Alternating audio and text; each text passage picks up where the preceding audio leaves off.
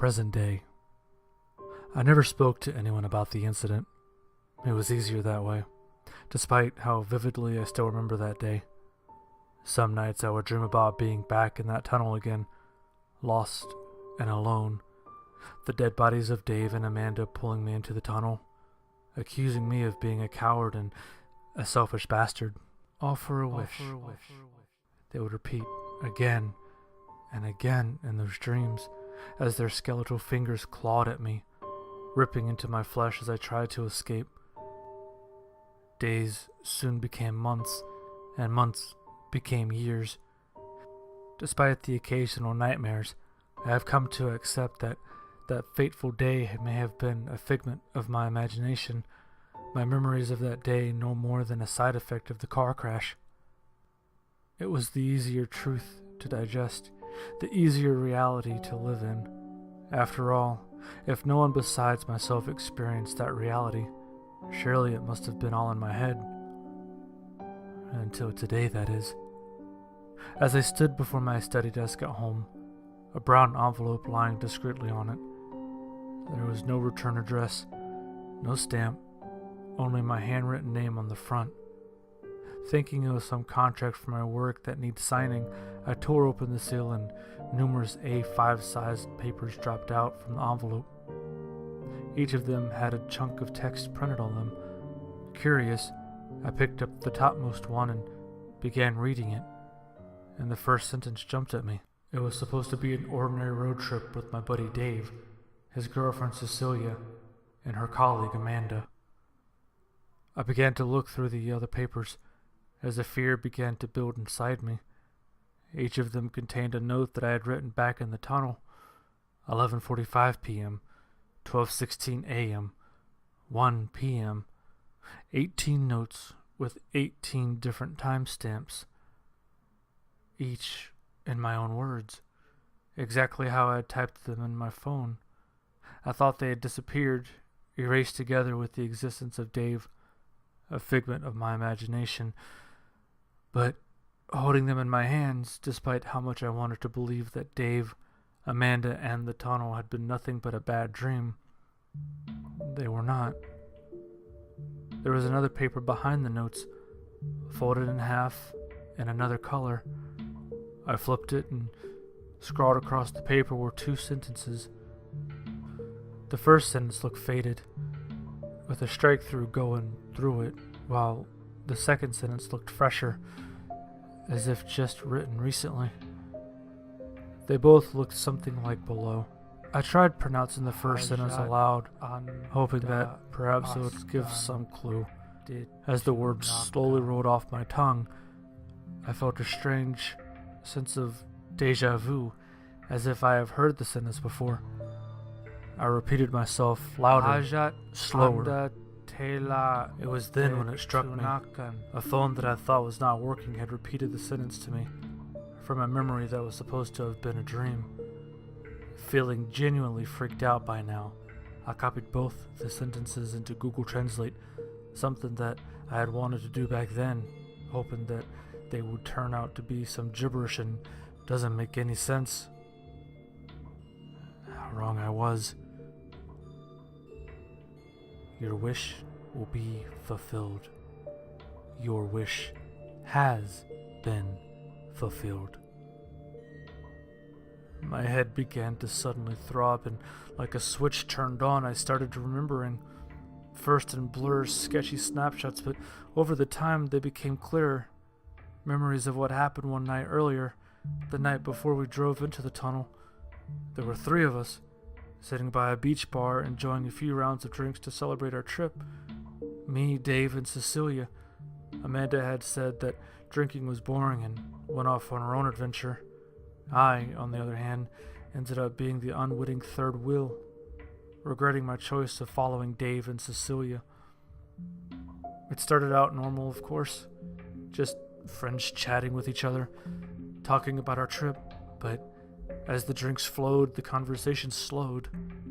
Dave's hand was slowly caressing Cecilia's back, and before long they were in each other's arms, just letting their passion take over.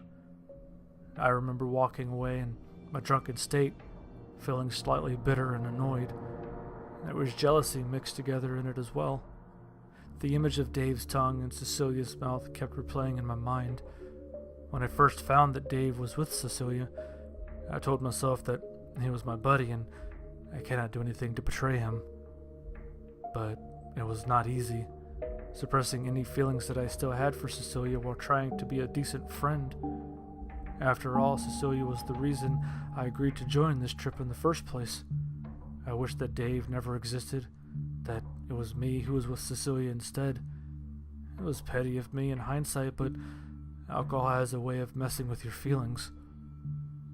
I continued my lone walk along the beach, unsure of my destination, until I saw a small wooden hut about half of my height, nestled under a coconut tree, no larger than a dinner table in size. Lights danced within.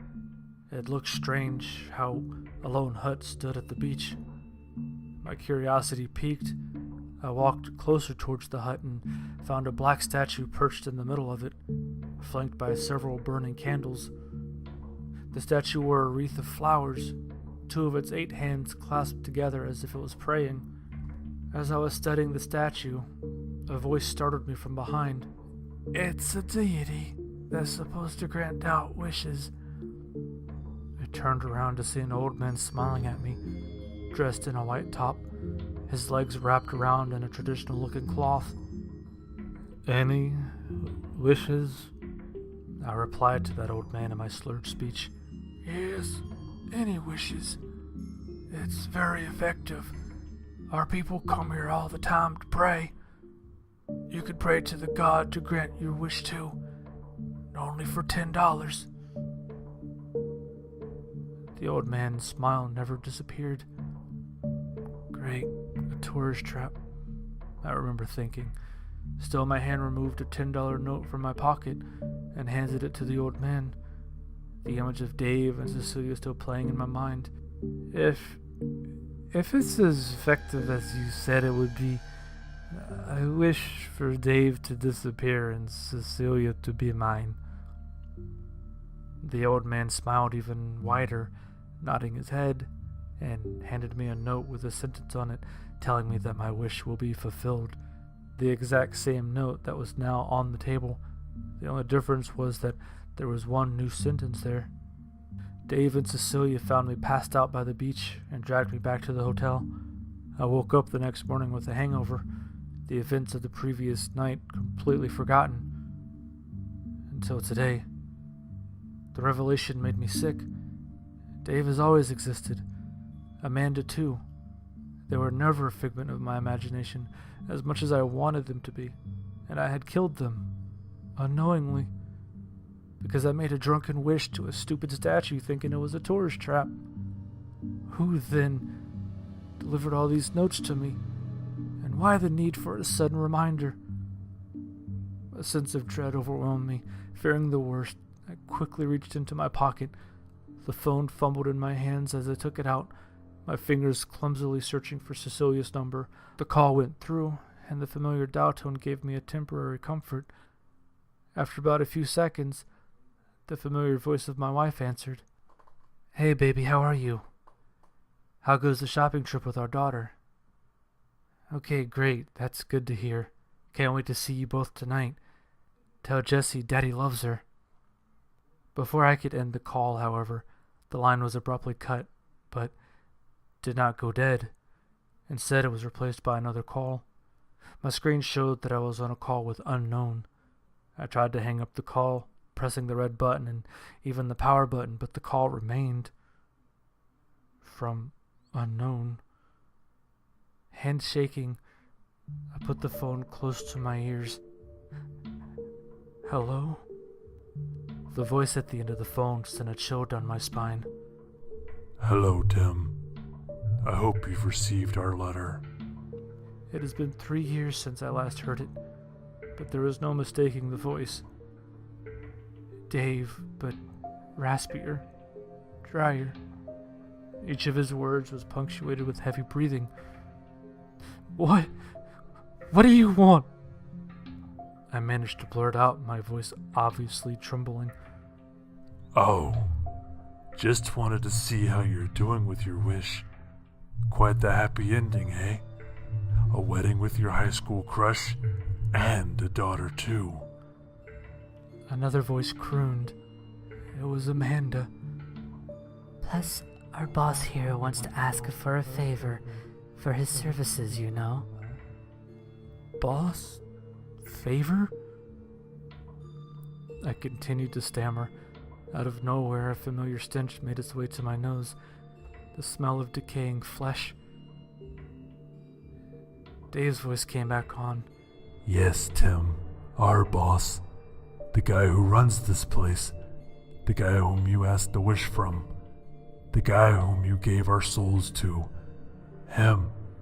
Given how well your wishes turned out, my boss has come to collect the remainder of his payment. My head was spinning by now. Wait, what payment? Another soul, Tim. Your daughter's. It was neither Dave's or Amanda's voice now. I could feel his creepy smile through the phone. The old man by the beach.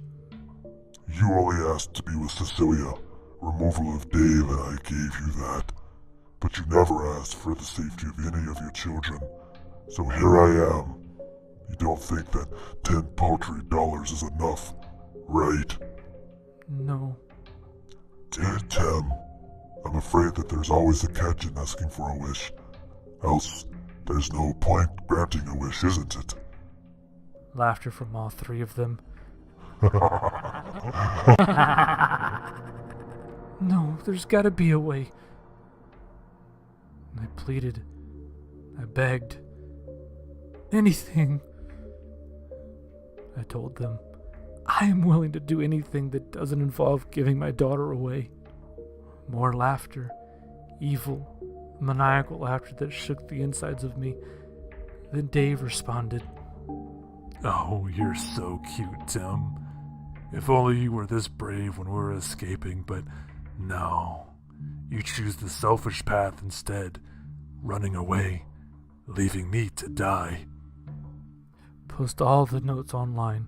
Let the world know of my misdeeds, of my cowardly actions. Tell the world of the wish granter by the beach. Those were the conditions given by them. So here I am, posting these notes online to wherever I could find, to let the world know of Dave's and Amanda's story, of what a coward I had been, in hopes that it would be enough to appease them to spare Jesse, to honor the memories and existences of two persons that I had erased due to one toxic mistake. Should you ever need a wish to come true so badly, you know where to find the wish granter. Just be prepared for the consequences that awaits you, should you decide to.